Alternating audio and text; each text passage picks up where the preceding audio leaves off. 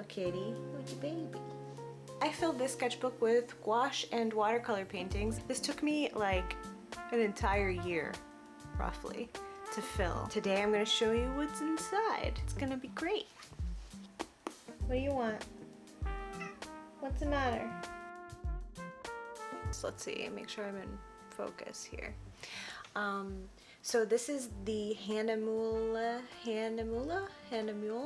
toned watercolor sketchbook. Mine is in gray. There are originally 30 individual sheets in here. So if you paint on the front and the back, then you get 60 pages. Bless you, kitty. Jeez. I should have gotten 30 paintings, but I accidentally ripped out a page or two. We won't talk about that. So in the inside cover, as with like all my sketchbooks, I like to put the dates in and my goals, what I hope to achieve, what my intent is for creating in this book. And I honestly did not fill this in until sometime after I started painting. I wasn't actually sure what goals I wanted for it, and you know what, that's okay, because eventually as I was painting, the goals or the intention started to reveal themselves the more I got into it. So let's look at this first painting. This was actually inspired by the front steps at my old house. That area often became overgrown because we had this ground cover like invasives, and they were just relentless. But you know, that's beautiful in its own way and something that I actually really like to capture in my work. So this painting is all gouache. As I go through the sketchbook, I start to incorporate some ink and watercolor as well. So this next painting, painting number 2, was a bit of a rush, meaning I rushed through it. I remember I was sitting outside painting this. This is another area of my old house, and it was about to storm, but the sun was shining on this rock wall we had. It was actually a really boring spot, but boy, in between mowing, when the grass grew really tall and the sun hit just like around 4:30, that good lighting, man, can just romanticize anything. This painting, I believe, is also all gouache.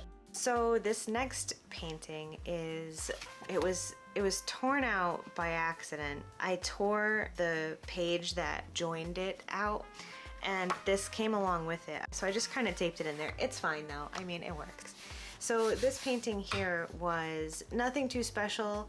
It was basically just a test of some new paint that I got. I believe it's Perylene Black, and I forgot the name of the purple that I picked up, but I wanted to give them a test. There was no reference for this, which is why the colors and lighting and shapes are kind of wonky, but yeah, so that's that painting. This painting was actually from a reference of some mushrooms that I spotted outside of a local shop. I don't know, it just didn't feel like the mushrooms belonged there, so I had snapped a picture because I thought it was odd. And then I was looking through my phone, I was like, you know, I've never painted mushrooms before, I should give this a shot. So I did the thing, and I painted some mushrooms. So there we go. So this next one is actually really special to me. It might be my favorite painting in this sketchbook. The reference photo is from a hike up in Connecticut where we used to live. I usually don't paint figures because I don't have a lot of experience with it, and I don't feel very confident in my skills with painting people, but I decided I'm going to include it because I'm going to challenge myself, and you know what, I don't think it came out half bad. This was actually the first traditional gouache painting I did where I included an underpainting. I usually do underpaintings for like oil paintings or acrylic, so I wanted to give that a shot as well. Okay, this one, and I think the next couple, are actually a continuation of a small series that I started working on outside of this sketchbook. This was some moody florals that I had started painting that were inspired by the hibiscus my mom planted in her front yard. They were just so beautiful, especially around like dusk, when all of the foliage around the flowers were like in shadow and everything felt really, I don't know, mystical or magical. Next, this is a continuation of that. It's basically just the same thing. Nothing too crazy, just experimenting with those layers and some splattering. It was a very messy, very expressive process. Somewhat therapeutic, somewhat stressful, but you know, such is life. Okay, so this is the one. So we've got some tearing, and it's not the paper's fault, it's my fault. I was not very careful, and when I peeled my tape off, this was still wet, and it just like attached, and it just tore right off. So pro tip, don't do what I did. Let your painting dry all the way first, and then peel your tape back, and then you can it'll help you avoid this type of mistake. And this painting was actually a total failure.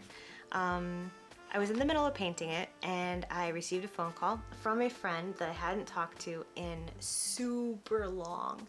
And I don't know about you guys, but when I get on the phone with someone, especially someone I haven't talked to in a while, I get really chatty, and I had a pen near me and I started doodling. I mean, I hate it, it's terrible, and it's part of the sketchbook now. Here it is, so here I'm showing you. Sketchbooks aren't always all pretty, you know? So this next painting is kind of another flop for me. I could feel the stress, a little too wet with my layers, and I just wasn't feeling it, and I was trying some new effects and it wasn't working out, but you know, I learned a couple of things. And I don't like it, but it's part of the journey, right? So then this one I liked a lot better. I decided to play with that bokeh effect, and I really like that dark woods with a little dap of light. Okay, so this one is actually from a photo near my house that I grew up in. It wasn't this dramatic, but I really wanted to kind of keep on that dark woodsy, mystical, magical feel. So I just kind of like played with the colors, played with the contrast, and tried to make something that felt a little more illustrative. Kind of still on the illustrative streak here. I just imagined my space that I was painting like it was in a Miyazaki film. I see a lot of artists painting Miyazaki studies, and they're so cool, right? But I haven't yet done an actual study. I might. That might be something I explore in the future. So this next painting was actually inspired by a photo I took from our drive, our road trip slash move down here to Florida. This picture was taken in Kentucky, and it was just so vibrant and so pretty. I wanted to remember that feeling and capture that in a painting.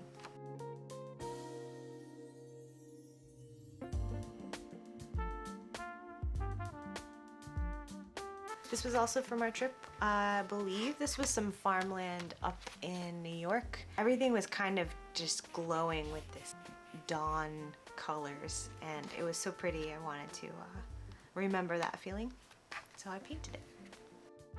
So next, this is actually the Connecticut River, and the whole point of this painting was I really wanted to play with water texture. I started out with some light washes and I built it up with gouache, and then I tried this dry brush kind of technique, and then my favorite part was when I paint water, I really like making these squiggles.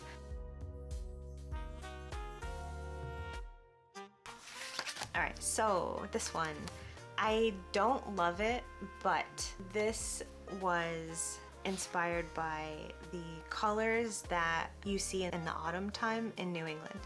And I think that's probably the top thing I'm gonna miss about living up in that area. I'm happy that I painted it, but I'm just not crazy about the results. Yeah, that's basically it. The reason why I chose this was actually because I really wanted to use my turquoise paint that had been sitting there for like 2 months, and I had no reference or reason to use it, and I was just itching to use it. And when I saw this reference, I was like, oh my god, I need to paint the turquoise door. So that's where this kind of came about. Also, I had never really painted too many structures before. I tend to like avoid any man-made sort of stuff, and I go with the foliage flow. It was fun. It was a fun experiment. I enjoyed it. Oh, this is a tree in New York. I drove to New York.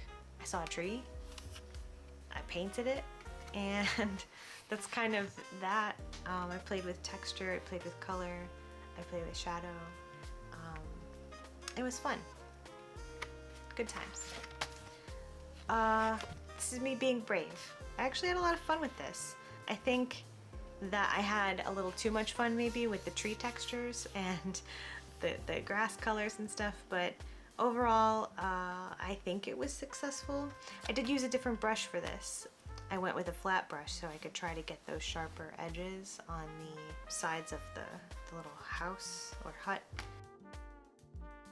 Oh, this one was testing really old gouache. Like really old. I mean 2012. It reminded me of two things. Number one, I really don't like cadmium yellow. It's just, it never vibes with me. I don't know. The other thing that I'm reminded of is how much I actually love Holbein's quinacridone magenta. It's so good. But yeah, so it was just testing out some old gouache to see what was still usable in my old college supply. Okay, so this one here is basically a failed painting. I have these occasionally, maybe more often than occasional, and basically I stopped painting it because I just felt like it wasn't going in a direction that felt right to me. So that happens from time to time. It's fine.